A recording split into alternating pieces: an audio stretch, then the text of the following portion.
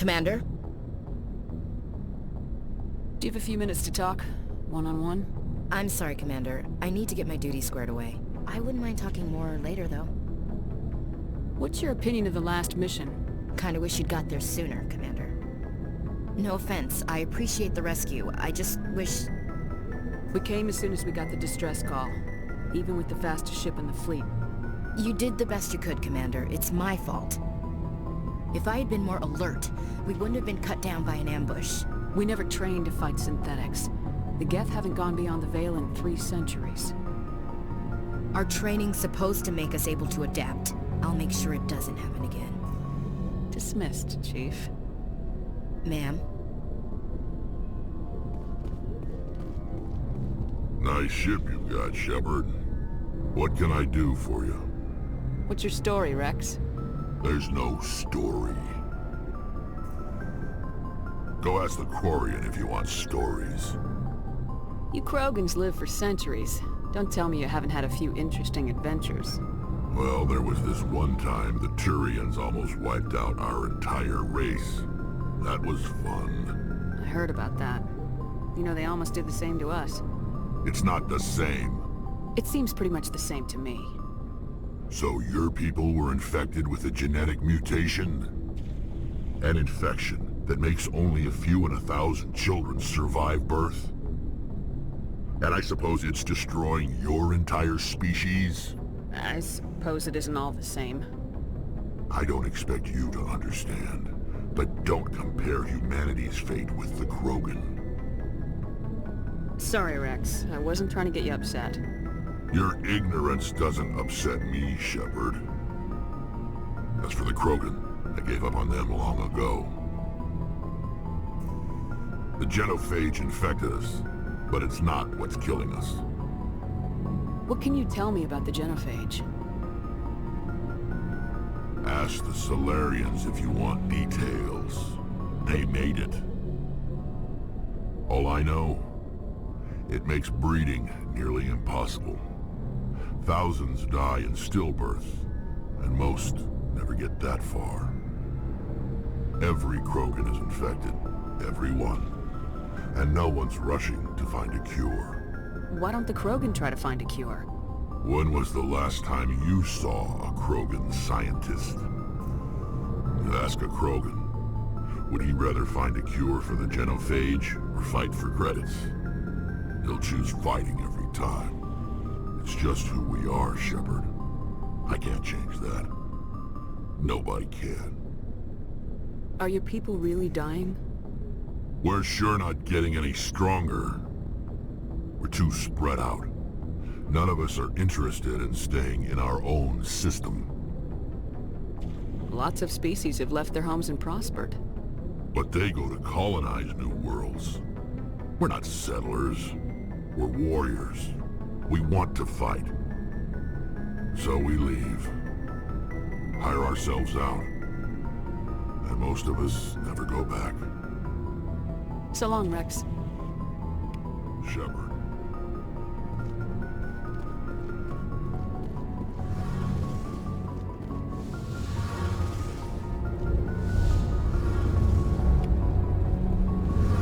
Hey, Commander, you know that Quarian, Tali? She's been spending all her time down here asking me about our engines. I'll tell her to leave you alone. What? No, she's amazing. I wish my guys were half as smart as she is. Give her a month on board and she'll know more about our engines than I do. She's got a real knack for technology, that one. I can see why you wanted her to come along. I figured she'd be a real asset to the team. You got an eye for talent, Commander, but I'm guessing that's not why you came down here. Where else have you served, Adams? If you name a class of Alliance ship, I've probably served on it. Everything from dreadnoughts and carriers right down to frigates like the Normandy. My last assignment was on the Tokyo, only a cruiser, but she was a good ship.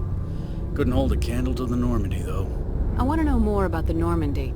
She's the best ship I've ever served on, probably the fastest vessel ever designed. And she's the only one using the new Tantalus drive core. What's so special about the Tantalus drive core?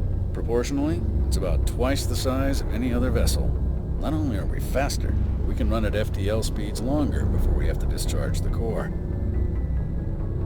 Fill me in on the IES stealth system. How does it work exactly? It's can't hide a ship out in space. They emit too much heat and radiation, too easy for sensors to pick them up, unless you find a way to capture those emissions. So our stealth systems trap the energy we give off in storage sinks built into the ship itself, no emissions to give away our location. Eventually the sinks have to be vented. More than a few hours silent running and they overheat, cook us inside our own hull. There's no way for anyone to detect us? A visual scan can still pick us up. Anyone looking out a window can see us plain as day. But you have to be pretty close to get an actual visual out in space. Most vessels rely on scanners. As long as the stealth systems are engaged, they can't see us. Not unless we accelerate to FTL speeds. Why doesn't it work with faster-than-light travel? Cranking up the FTL blue shifts our emissions, pushes them into frequencies too high to capture in the sinks. As soon as we make the jump, it's like setting off a flare. Sensors can pick up our location whenever we enter or exit FTL flight, but for short-range missions, our stealth systems are amazing, and we've got the only one. Carry on, Adams. Aye, aye, Commander. Your ship's amazing, Shepard. I've never seen a drive core like this before. I can't believe you were able to fit it into a ship this small. I'm starting to understand why you humans have been so successful. I had no idea Alliance vessels were so advanced. The Normandy's a prototype, cutting-edge technology. A month ago, I was patching a makeshift fuel line into a converted tug ship in the flotilla. Now, I'm sitting on board one of the most advanced vessels in Citadel space. I have to thank you again for bringing me along. Traveling on a vessel like this is a dream come true for me. I had no idea you found ship technology so interesting. It comes with being a Quarian. The migrant fleet is the key to the survival of my people. Ships are our most valuable resource. But we don't have anything like this. We make do with cast-offs and second-hand equipment.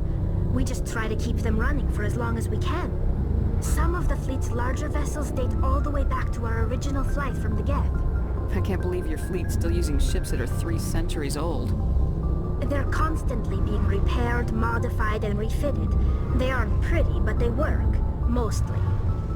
We've tried to make ourselves as independent as possible on the flotilla. Grow our own food, mine, and process our own fuel. But some things we just can't make on our own. A patch to maintain the hull integrity requires raw materials we just don't have. That's why our pilgrimages are so important. Tell me about your people. Our lives aren't easy. Resources are scarce, and we are constantly on the move. Everything we do must in some way contribute to the continuation of the migrant fleet. There are 17 million Quarians in the flotilla, and each of us relies on the others for survival. The bonds among my people are strong. Unfortunately, we have had to surrender many of the freedoms and civil liberties other species take for granted. What kind of freedoms? Well, it's illegal for parents to have more than one child. If our population grows too much, it would strain our resources to their breaking point. Of course, we also can't allow our numbers to become too few. If our population is in decline, the rule against single births is temporarily repealed. In extreme cases of population decline, incentives are even offered to encourage multiple births, though the Conclave hasn't had to take such measures in nearly a century. That's your government. The Conclave is our civilian branch of government. Each ship can elect a representative to serve on the Conclave and make decisions that affect the fleet as a whole. On matters that affect an individual ship, however, the captain has the final say. It's a tradition that dates back to the early days, when the fleet was governed by martial law. Fortunately, most captains nowadays are smart enough to have an elected council from their crew to give them advice and guidance. So the ultimate power rests with elected officials? In practice, the Conclave and the respective council for each ship tend to set the rules that govern our daily lives. But in theory, we are still under military jurisdiction. The 5 top-ranking military officials in the fleet serve on the Admiralty Board. These 5 have the power to overrule any decision by the Conclave in case of emergency.